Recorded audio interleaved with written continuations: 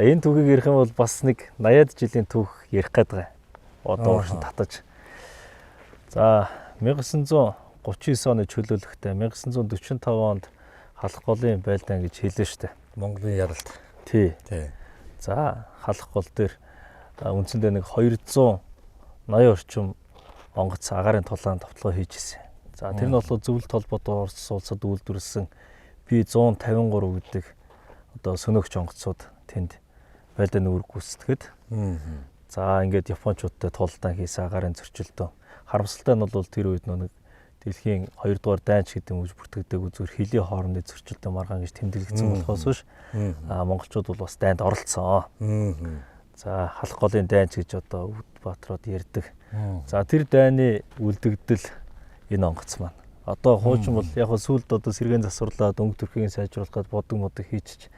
Наваг баг байхад яг энэ ногоон хушууныхын ардтал дээр B153 гэдэг яг загвар нь бичээстэйгээ байдаг гэсэн. Одоо байлдааны сөнөөгч 2 хүний судалтай бүхэг дээр залагч явна, хойдолтой буудагч явдаг. Ийм одоо сөнөөгч онгоц маань. Онгоцны хөшөө.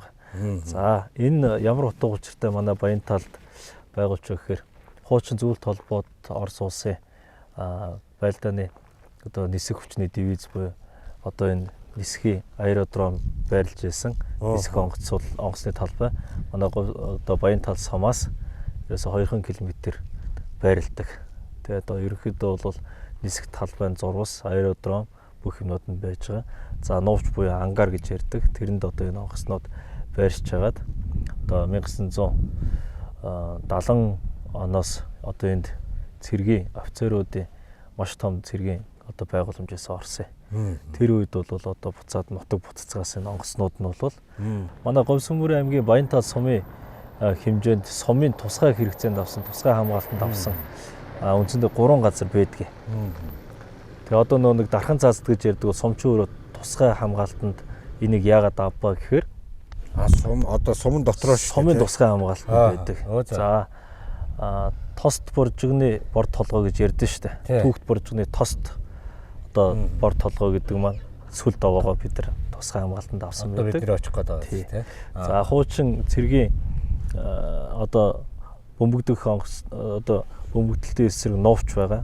2 давхар одоо дээдлэлийнхаа ангартаа нийлэх юм бол 3 давхар байгууламж газар доор байдаг. За тэрийг бид нар лүн толгойг бол тусгай хамгаалтанд авсан байгаа. За тэгээд дараад нь онгоцны хүчийг тусгай хамгаалтанд авсан. Ягаад тусгай хамгаалтанд авч ийн гэхээр бид нар нөө түүхээ мартаж болохгүй бүү мартуул сонно гэж үг өгдөө шүү дээ. За яг тэрэн шиг энэ түүхий чинь Оросууд яагаад энд яруу алдрын хөшөө үндэтгэл болгоод энд энэ онгоцыг бүтээсэн. Тэгээд тэрнээс хойш өнөөдөр 30 40 жил 50 жил өнөөдөр яг энэ суурин дээр бол энэ дээр л байж байгаа. За тэгээд хуучин 12 онд үндсэндээ энэ чинь нэг нүүлгэн шилжүүлээд өөр тийш наваачаа гэдэг ярианууд санал эндээс нь гаргая. Одоо ингээд одоо сумын хүндэтгэлийн одоо талбай угтаж авах хэсэг дээр нүүлгэн шилжүүлье гэдэг ийм юмнууд ярианууд яригдаад байгаа байхгүй. За яагаад энийг бид нар эсэргүүцээд энэ дээр байж гэдэг дээр бодлого бариад ингээд тусгай хамгаалтанд авч байгаа юм бэхээр яг энэ хажуу талын байгууламж бол юу вэ? Хуучин мянган цэргийн гуанз гэдэг нэртэй. Энэ объект. Тий. Одоо чи тэр чигтээ цэргийн казармууд байсан шүү дээ. Тийм үү. Мянган цэргэнд одоо ажиллаж амьдарч үр гүйцэтгэж албаас хаачлаа зүйлтээ. Тэгээ тэдний одоо энэ хоолны заал нь энд байсан. Тэгээ мянган цэргийн гуанзны суурин дээр одоо бол ноосны үйлдвэр баригдчихад байгаа. За нэлээд том үйл ажиллагаа явуулж. За хойд нь бол одоо энэ ажиллаж байгаа юу? Одоо ажиллаж байгаа байнгын ажиллагаатай. За байдаг. За тэгэд шалтгаан юу юм бэ гэхээр ингээд тойруулаад айлын газрууд авцсан. Тэнгүүт одоо эн чинь болохоор нэг юм осолдохгүй нөгөө хөшөөтэй учраас нурааж чадахгүй байгаа учраас бас нэг хардл төрөөд байгаа башир. Хэрвээ энийг нүүлгэн шилжүүлээд энэ хэсгийн газар хоосон болонгот нь авах гэдэг нь удаа гэж бид нэр сэрэмжлэх үүднээс одоо иргэдийн урал ажиллаж байгаа хамгаалалт тусгай хамгаалтанд авчихсан. Тэгэхээр энийг бол хин дуртай эрх мэдэлт нь өөшин шилжүүл ийш нүүлгий гэдэг юм бол байхгүй. Сая бид нар 30 жилийнхаа ойд тохиолдуулаад бас энийг засаж янзж сэлбсэн байгаа будаг одоо гадна үзэгдэх харагдах өнгө төрхийг нь бол шинжлэх зорилгоор засаж сэлбэсэ. Тэгээ ерөнхийдөө бол урсгал засваруудыг бол цаг тухай бүрдэн хийгээд өнгө үзэмжийг сайжруулад явдیں۔ Нэг хэсэг бол эдгээр чинь бүр тоногдоод хуучин бол доор нь ингээд бас л одоо түүх байлаа шүү дээ. Ер нь түүхийн хамгаалах өөрийг байхгүй болгоод арччих юм бол тэгээд хин тэрийг чинь дараа нь нотлох юм.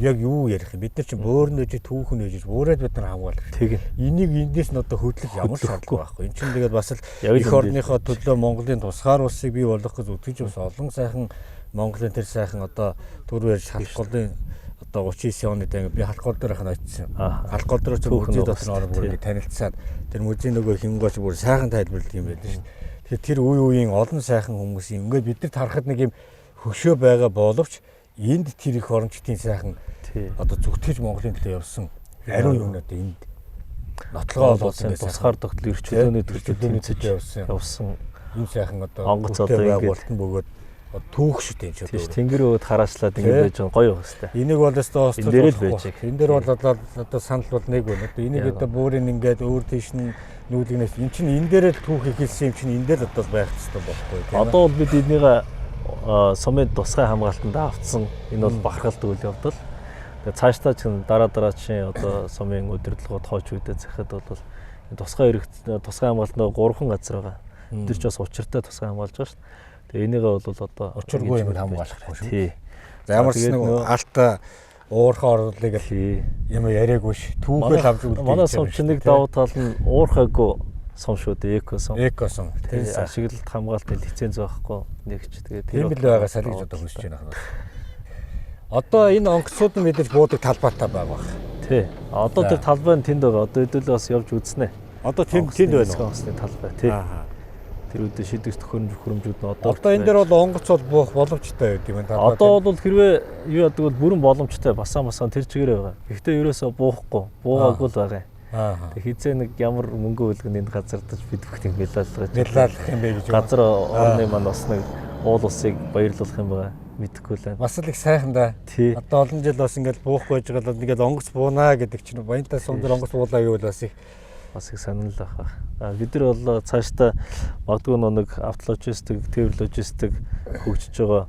Одоо тээвэрлэлт бол хизээд алга болохгүй шүү дээ. Тэгэхээр алстаа бол юу гэж харж байгаа нэхээр магадгүй агарын тээвэр хөгжих юм бол манай дээр бол билээхэн одоо юу нь бол байна, нөөц бололцоо нь бол байгаа гэж харж байгаа. Тэгээд ямар ч байсан байгаа байранд байж гиснэ үлээгээд тэгэхээр танай суманд одоо хуучин барилгууд их байна. Тэгэхээр бас одоо энэ одоо ачлагдж байгаа юм уу? Ер нь ачлагдах юм уу? Одоо яах юм ураах юм уу те? Одоо ямар ч ихтэй бас эдрийг бас жоохон сонирхоод байна л да. Энэгээр ерөөсөө явж байгаа хүмүүсийн сонирхлыг татдаг гол зүйл. Энэ одоо баригдаж байгаа юм уу? Аль зүйл баланс олцоод байгаа юм уу гэдэг. Одоо баригдахаа болчихсон юм уу гэдэг шиг. Энэ түрүүн нэг дурдсан хуучин Орос цэргийн ангийн анги нэгтгэл энд байсан. Тэгээ 90 онд бүгд нутаг буцацгаасан. Тэгээ тэрний суурин дээр ерөнхийдөө бол манай сум хөгжсөн гэдэг. Тэгээ энэ одоо жишээ нь манай хуучин сургуулийн барилга 1900 энэ ард байгаа. Тийм 1973 онд энэ барилга баригдчихсэн. Тэгээ бас нэг сургуулийн гээд одоо энэ чинь хойдолтой ингээд үндсэн гол корпус юм 3 корпус байсан байхгүй юу? За школны гэж одоо сургуулийн гэсэн утгатай барилга байж байгаа. Тэгээ энэ 90 онд голынх нь корпус шатаад тэгээд дис үсэг буюу сургууль нь болцсон байсан. Одоо бид нар сурж байхад.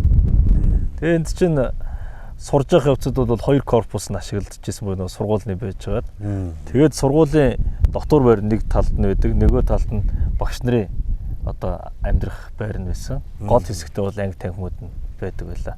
За одоо энэ дээр болохоор энэ хэсэг нь бол яг спорт залаараа ашиглагдаж байгаа одоо хүртэл.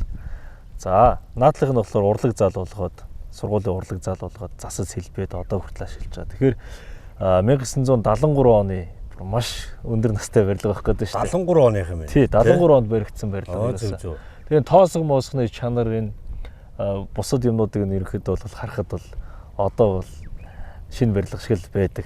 Чанар стандартыг бол алдагдаагүй. Айгуу сайтай. Тий.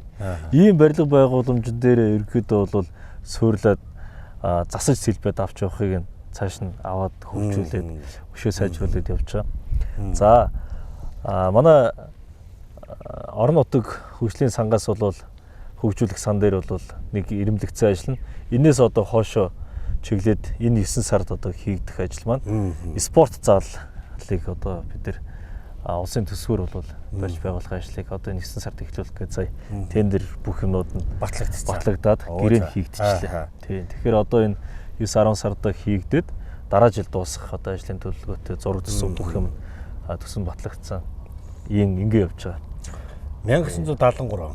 Тий, бас их урт. Надаас 10 гаруй ах юм байна. Тийм байна. Тийм байлаа.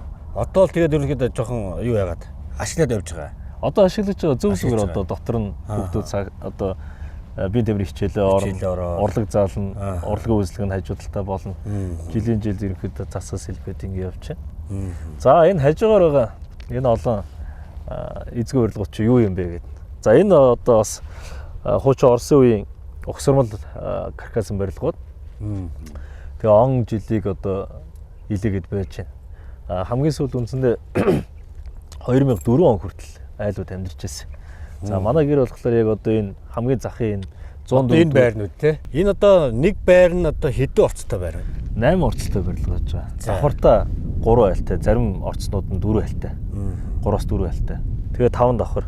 Үндсэндээ яг бүрэн бүрэлдэхүүнээр ашиглалтанд орох юм бол 580 айлын орон сууц бүхэлдээ 2-3 өрөөтэй. Бүгд одоо 580 айл орц. 580 айлын 2-3 өрөөтэй 580 айл орох боломжтой. Одоо энэ байрнууд юм байна. Тэгээд энэ одоо яагаад ингэ эзгүй орхигдоод байгаа юм бэ гэхээр 2000 онд төвийн дулаан хөлдөөд за тэгээд нөө тисэж үлдэх хуулиараа нэг 4 жил тисээд хамгийн сүүлийн айлууд нь үнэхээр тисгүй нэгээд.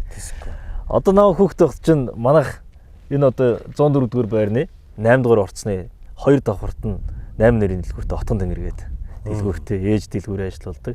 5 давхарт манайх амьдардаг байсан. Амьдарч байсан. За яг тэр нөө хөлдснөөс хойш амьдралыг бол тод сандэ. Одоо төмөр зуух хийцэн янданга цонхоор нь гаргацсан ийм зуухтай амьдрж байгаад төсвөлд бол үнэхээр тисэхгүй бүх айлууд гараад ингээд донгоос нөхнүүд болох тусам болон хүүтэн сэрвэ жавар хургаад ингээд үндсэндээ бол 2004 онд хамгийн сүүлийн айлууд бол гарсан түүхтэй. За ингээд гараад ингээд гансраад хоосон хоцроод байж байхад үүнээс хойш тэ хэдэн жил болчих вэ? Тэрнээс ч хойш одоо 20 одоо 4 жил болцсон ба шүү дээ. 24 жил одоо ингээд байж байна. Өнөөдөр ч 2024 он гэхээр ч 2000 оноос хойш. Тийм байна. 24 жилийн хугацаанд 12 жилийн өмнө одоо яг иргэдийн хурлын шийдвэрээр тухайн үед одоо иргэдийн хурлын дарга нь Мөнхбаатар дарга байсан, Хүрэлбаатар засаг дарга байх үед энийг өмч хөвчлөл явуулаад энэ чинь одоо төрийн өмч болгоод хураагаад авцсан боо шүү дээ. Одоо манай засаг захиргааны нэгжтэй Баянтал сумын төрийн өмчөд хураагаад авцсан байж байгаа. Төрийн өмчөд орцсон байж. Энийг яг өмч хөвчлөлийг одоо нэг явуулж исэн гэл ярьдаг шиг яг тэргээр өмч хөвчлөл явуулаад дуудлага худалдаа гэдэг нэрийн дор нэг байр нь 8 орцтой шүү дээ. Нэг байрыг 8 хүнд хуваагаад өгцөн. Нэг орцыг сая 500 мянган төгрөгөөр тухайд хувьчилж байсан. Нэг байрыг 8 хүнд хуваагаад 8 хүнд хуваагаад өгцөн. Нэг орцыг сая 200 сая 500 мянган төгрөгөнд өмч хөвчл явуулсан байна шүү дээ. Ингээд 8 өөр эзэнтэй болцсон байр чи яаж буцаж ивлэх вэ? Ингээд юусоо хөгжихгүй байгаа олон хүний одоо санаа бодлоо. Тий. Тэгэл нэг төр өөрийнхөө өмчөд авч үлдээсэн 2 байр шүү дээ. 152, 150 одоо 6 дугаар байр гэдэг байгаа. Тэр чинь болохоор одоо бид нар 10 дугаар ангид төгсдөг жилээ юу хийж ялаа шүү дээ. Барилга дээр нь ажиллаад шаврын зураа тоосхын зөөгөд явж исэн байрууд одоо ашиглалтанд ороод 10 жил болсон байна. Айлууд нь амьдраад. Тэгээ дүүрэн одоо та бол харж байгаа шүү дээ. Одоо манайх хүртэл амьдарч байна. Ингээ явж байгаа юм аа. Тэгэхээр ямар нэгэн сум орон нутгийн хөгжлийн бодлого, алсын холч хараа гэдэг зүйл байхгүйгийн одоо амьд жишээ болоод энэ орон сууцнууд байж байгаа. За энийг зах зээлийн эргэлтэнд оруулах гэх юм бол яаж эргээд эргэлтэнд оруулах боломжтой юм бэ гэхээр эргээд одоо энэ хүмүүс чи болио л доо тий 8 жил, 10 жил, 12 жил юу ч хийсэнгүй. Ямар нэгэн бүтээн байгуулалт хийсэнгүй. Тэр үеийн захирамжаар за төрийн өмчөд, хувийн өмчөд шилжүүлсэн гифтас бүх юм байгаа. Одоо тухайн хүн юм хийсэнгүй тий. Тэгэхээр тэр үед одоо шилжүүлжсэн, худалдаж авч ирсэн мөнгийг нь буцаа олгоод төр өмчөө буцааж авъя. Тэ буцааж аваад одоо бид нар хөгжлийнхаа бодлогод нийцүүлсэн одоо бодлогуудыг хэрэгжүүлэх юм бол энэ дээр ийм том боломж байгаа.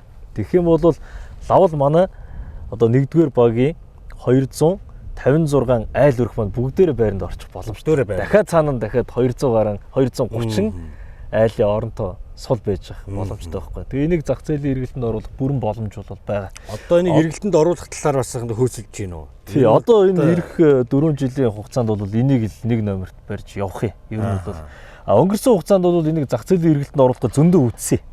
Тэгээ ерөөсөө тэрний гол зүйл нь юу гэхээр одоо энэ талын эзгээд орон нутгийн өмчөд хувьцаат компани байгаа.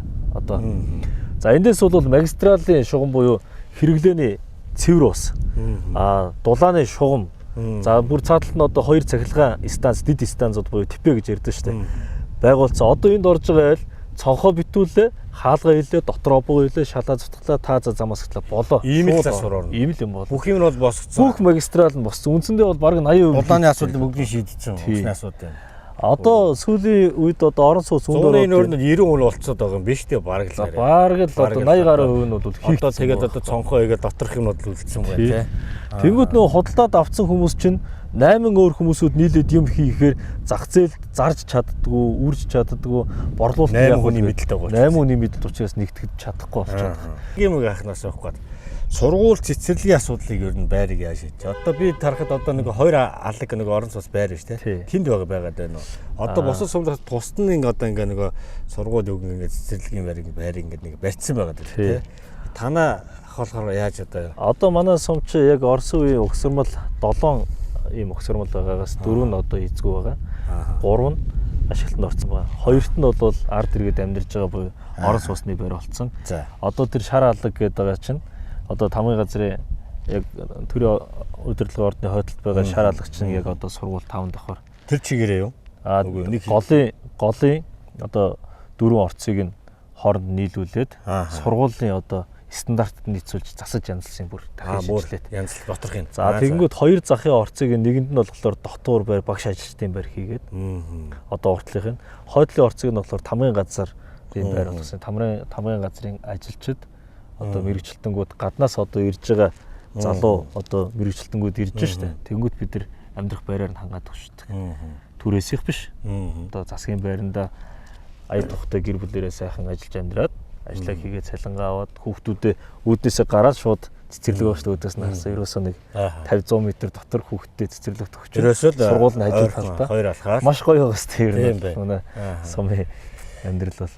Тэгээ хуучин бол бид нар 2000 онд анх энэ одоо сургуульд аавс гэж залгаж хонхны дуунаар хичээлдээ орж исэн. Чи одоо энд сурж байсан. Тий яг энд 1-р ангидаа. Одоо ингэ орж исэн. Батонголог багшаас аавсыг залгаж ялаа да.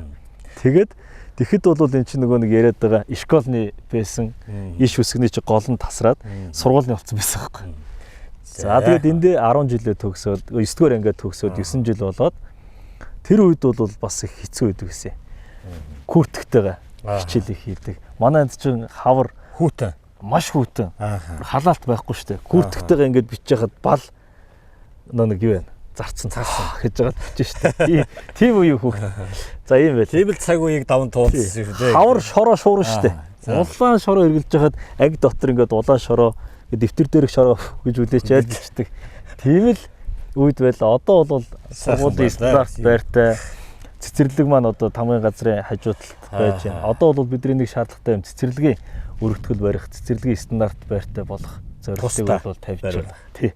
Одоо энэ 24 оны 25 оны хийгдэх ажлын төлөвлөгөөн дээр тэрний одоо зураг төсөл тэзүү хийх ажлыг бол ер нь бол одоо сургууль цэцэрлэгийн хүүхдийн орчин. За тэр багш нарын одоо зааж байгаа тэр одоо амьдрах орчин хичээлийн те бүх юм энийг одоо ялангуяа цэцэрлэгийн хүүхдэд Монголын ирээдүйд чинь ерөөсөө төсөө тэр багаасаа сурж байгаа шүү дээ. Тэнд ерөөсөө ингээд Монгол ах уу ёс заншлыг заах гэхээр зарим одоо ингээд ажлын байр тэр өөрөө тасалгаанаас хүрэлцээгүй багтахгүйгаасаа болоод ингээд өөрхий баг ингээд зарим цэцэрлэг орох нэг бууланд баг ингээд ийшээ харж нэг юм заагаад ийшээ харж нэг юм заагаад нэг бүх юм төвлөрүүлсэн. Ууланд багш нарын хөсдөр ингээд жоохон Монгол ах уу ёс заншлыг заадаг тусдаа нэг гэхдээ яг тэр төрөөсөө тийм биз дээ. Нэг 8 анта том өргөө шиг ч юм уу тийм гэр ч юм уу нэг юм бариад өчгөд бол нэг эн чин хүүхдүүд тэр яг Монгол гэр дотор Монгол ах ус соёлыг сурж иж тэр багш нар зааж байгаа юм чинь бий болох гэдэг. Гэтэл Монгол ах ус соёлыг ингээд байрн заахаар нэг л зогцохгүй наалдахгүй байгаа гэдэг тий. Эсхий туурагтан монголчуудын тэр соёл төвөг чинь өөрөө тэр эсхий гэртэл баймар. Тэгээд нэг бууланд ингээд хөрхөө жижигхэн ингээд ийм гэр барьсан байгаа. Манай багш нар ч аягүй мундаг шүү дээ. Ингээд ингээ өөртөө гар урлаараа юмаа хийгээ, цаасаар жаас хийгээд амтэн ингээд хүүхдийн тэр боломжтой асар их юм хийж байгаа. За гэтэл өнөөдөр яагаад энийг зүгээр яг нэг 8 хантаа одоо нэг тиймэрхүү одоо нэг эсгий байг юм аа нэг тиймэрхүү хэлбэртэй нэг шавранж гэрч юм уу ямарсан дотроо харахад нэг уян Монгол гэр юм байдаг юм аа. Ийм байдаг юм аа гэдэг. Тэгээд тэр уян тооноо тэр Монгол гэр дотроо тоглоод Монгол ахуй соёлоо сураад бол энэ үндэсний дархлаа гэдэг юм чинь өөрөө яаж заах уу, орчин ямар байх уу гэдэг чинь өөрөө л их хамгийн чухал байдаг. Одоо чи мэдхэл байлгүй. Ах нь баг багта тоглодог л байсан. Айл гэр гэдэг тоглоом байдаг шүү дээ. Тоглоом гэж одоо нэг шиг юм байх нь ерөөсөө байгалийн чулуу. Тэгтээ тэр чулууг тэр халуун сав аягүй юу зүүрлээд бодцсон байдаг тий. Төсөөлтөөр ингээд тэр тоглоом яагаад бид нар тэр хөгчүүд буурлууд ингээд заагаад бид нар ингээд тоглоод ирсэн гэхээр тэр дотор юу нэг яваад байна гэл. Ахуй соёл том болоод тэр айл гэр болоод одоо ёс чаяг хүндлэх гэр бүл болж явах юм тэр багаасаа сурдаг байсан тоглоом шүү дээ. Тэгээ тэрийг одоо цэцэрлэгийн боловсон хүүхдүүд бас ингээд оруулаад байгаа нэг би маш их тэрийг бас дэмждэг. Харин нэг гэрийг бас нэг бэлтчээрэл гэж би хүсдэг. Төрөөс гисэн бас энийг бас яг бэлдээд өгөөсөө таад ч гисэн бас энийг бас шаардасаа л би хүсэж байна. Энэ гавар газар байхгүй болж тийм яв цав нийлж байна яг үзэл санааны хувьд. За сайн байцгаана уу? Сайхан намарч байна уу? За сайн байна уу? Сайн явж ирсгээ үү? Та бүхэн минь амгалантай сайхан морилж явна уу? За сайн явж ирлээ. Тэгээд Монголоо тоороод 2 жил гарсан баг болчлоо. Олон ястан үндэснийхээ сайхан үг соёл үг уламжлалаа танилцж их л нэмийг одоо бас сайхан суралцж явна. За тэгээд бид бүгдийг цаг зав гаргаж ухтаж хүлээж явж байгаа. Танай хамт олондоос талархж байна. За баярлалаа та бүхэн минь. Бас аян замдаа аржаалгүй сайн явж ирсэн бизээ. Ингээ бидний өв соёл үг түүхийг сурвалжлахаар ирсэн та бүхэнд маш их баярлалаа. Соёлын төв маань одоо анх одоо хэдэн онд одоо байгуулагдсан хэдэн жилийн түүхтэй вэ? За баг хамт олноо бас сайхан ингээ сайхан танилцуулна шүү дээ. За тэгээ. За манай Говьсанбар аймгийн Баянтал сумын соёлын төв бол 1990 онд анх байгуулагдчихсэн. 90 онд одоо Улаанбаатар хотын Баянтал хорооны соёлын төв гэж нэртэйгээр байгуулагдчихсэн бол 94 онд одоо тухайн үеийн цагийн байдлаас шалтгаалаад үе даалга төр хаасан. Ингээд 2006 онд шинжлэгдэн байгуулагдаад өнөөдрийг хүртэл үйл ажиллагаа тасралтгүй явуулж байна. Ер нь Монголын отгон сумын отгон соёлын төв гэж ойлгож болно. Отгон сумын отгон соёлын төв. Тий 1994 онд одоо байгуулагдсан. Тий 94 онд байгуулагдаад өнөө жил одоо 30 жилийн ханурыг үзэж байгаа ийм сумын соёлын төв байгаа. Тэгээд одоо хамгийн сүүлд байгуулагдсан Монгол Улсад хамт бол манайх нөгөө гэрээн бариад тий гадаа боловсролын хөтөлбөрүүд номын сангийн үйлчлэгээ маань дандаа энэ гадаа эсгийн гэрээ бариад орчин гоё монголоор нь бас бүрдүүлээ тий. Тэгээ нөгөө хөлөг тоглоомууд, шагаа наадгаанууд ингээд бүх наадгаанууд явагдаж байдаг. Боловсролын хөтөлбөрүүд хүүхдэд зориулсан. Номын санд ингээд ороход одоо хэдэн төгрөг төлөх вэ? Төлбөргүй шүү дээ. Төлбөргүй юу? Оо за музей үзүүл одоо яах вэ? Музей төлбөргүй. Төлбөргүй. Гадны жуулчид ирээд одоо энэ музей одоо та ингээд тань музей үзээд явбал мөнгө төлөх үү? Төлбөргүй шүү дээ. Одоо төлөх хэрэгтэй. Зөвхөн тоглолтол төлбөртэй манайх. Тэгээ манайхаас гарч байгаа одоо ер нь ихэвчлэн манайх бол одоо ойн юм уу одоо бусад арга хэмжээнүүдэд зориулсан зохиомжтой концертдаг. Одоо яг өвлөн уламжлагчтайгаа нийлээд юм уу өөрсдөө дан уран бүтээлчдэрээ нийлээд ингээд зохион байгуулдаг. Тэгээд энэ тоглолтууд бол төлбөртэй явагдана. Бусад үйл ажиллагаанууд бол ихэнх нь төлбөргүй явагдана. Одоо манай монголчууд гэр бүлээрээ сайхан аялал зугаалдаг болсон. Бас зөвч аялдаг болсон. Аялаад явахдаа ч гэсэн нэг газар бас түүхийг мэдэх гэж гэр бүлээр сайхан аялдаг болсон. Тэгвэл та бүгд тухайн сум орон нутгийн соёлын төвөөр ороод музейгээр нь сайхан танилцаад үүх түүхийг ч гэсэн үр хүүхдтэй өөрсдийн биедээ бас тарих оюун ухаандаа тэр сайхан эрднийг аваад явуулах сайхан тий.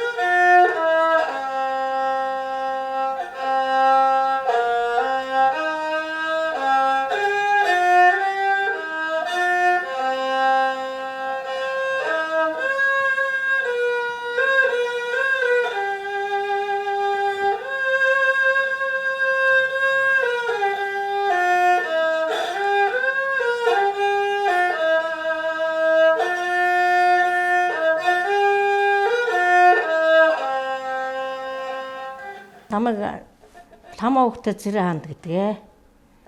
Би Дундговын Холд сумын уугуул иргэн Баян талд ирээд 20 жил 24 жил болж байна суугуул иргэн. Тэгээ би энэ хөгжмийг анх Дэлгэр хангаан сургуульд байхдаа 5 дугаар ангид байхдаа ганц утастай манилын дээр тоглож эхэлж сурж ирсэн юм аа. Тэгээд оюутан болоод цаашаа хөгжүүлээд Дорногой ангахад очиод хийл хөгжим, хуучир хөгжмийг гослон одоо тоглох сонирхолтой болсон. За тэгээ би Дундговд төгсөж ирээд Дундговынхаа соёл урлагийн 3 хоногт Ашнын багшийнхаа удирдлагаар соёл урлагийн 3 хоногт хуучир хөгжмөөр ардын дээр нөгөө юуны наадамд явж исэн. Тэгээд ингэсээр яваад энэ янз бүрийн урлагийн тоглолт сургуулийнхаа урлагийн үзлэг бүх одоо соёлын ажилд бол идэвхтэй оролцож явсаа. Тэгээд би энэ 2013 онд Баян талынхаа сургуулийн эмчээр юуны эмчээр байж гаад сумынхаа эмнэлэгт ажиллаж байгаад 13 онд сургуулийнхаа эмчээр ажиллаж эхэлсэн. Тэгээ манай сургуулийн юунд хөгжим байдаг учраас тэгээд ятга ёочин хуучир энэ хөгжмүүдийг бас өөрийнхөө сонирхлоор тоглож сурсаа. Тэгээд надад одоо бас хэд хэдэн шав байгаа. Төгсөө явцгаа одоо. Эрдэнэгийн Царим мядаг цог сүрэнгийн Эрдэнэ туяа, Инг туяа гэд 3 охин гурлаа хуучир сураад манай сургуулийг төгсөж байсан. Тэгээд хэд хэдэн шавтай шавнар маань бүгдээрээ төгсөөд сургуулаа төгсөөд явсан. За тэгээд энэ урлаг уран сайхан сумынхаа өв тэгчийн юунд бүртгэгдээд урлаг уран сайхныхаа ажлыг байнга хамтран хийлцэж сумынхаа наадам урлагийн тэмцээн оролдоонд ордгоо.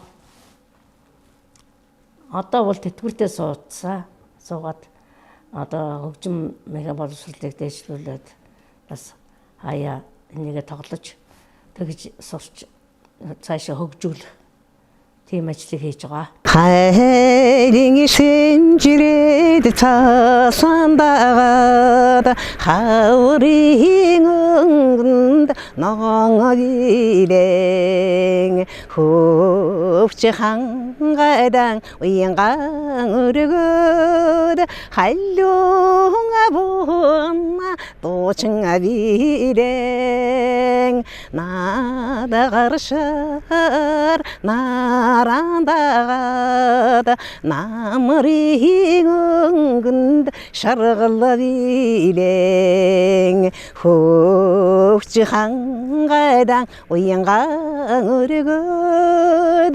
хөхөшүүн дуучин авирэн мөнхөрөн цаавцай тасандагаад өвлийн өнгөнд цагаан авирэн мөрөн гододон илчэн өргөд харцны усанд дуучин авирэн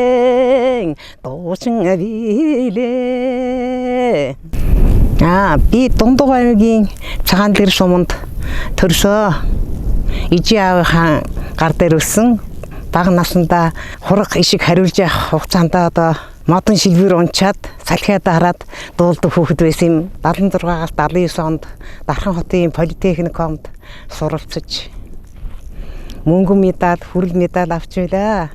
3 жил суралцж ирээд одоо мөн Дундгой аймынхаа хүнсний үйлдвэрт ажилд ороод мөн соёлын ордны дэргэдэхэд дугуйланд суралцж 19 онд улсын тэргүүний уран сайханч болоод 23 онд тэтгэвртэй гарч мөн одоо ардын авиастан энэ Баян тал сумынхаа ардын авиастнуудтай хамтран одоо энэ тоглолтод оролцож байдаг юм аа. Одоо болтор Нодны би одоо яг 1 жил болж байна.